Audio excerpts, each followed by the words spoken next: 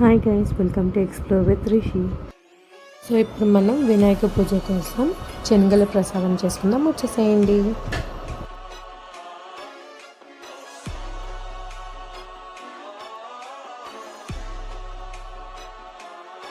Oil మంచిగా heat అయ్యాక ఎండుమిర్చి, పచ్చిమిర్చి వేసి వేపుకోండి.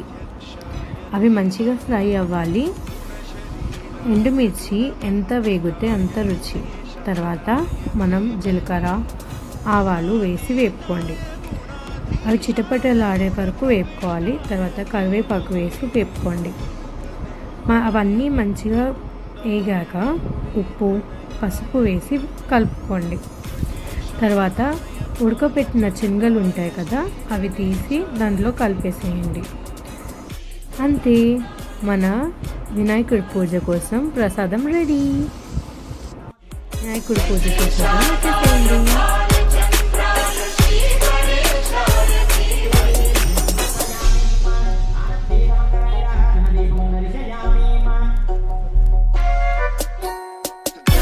చతురాయ గాన ప్రాణాయ గానాంతరాత్మనే గానోత్సుకాయ గానమత్తాయ గానోత్సుక మనసే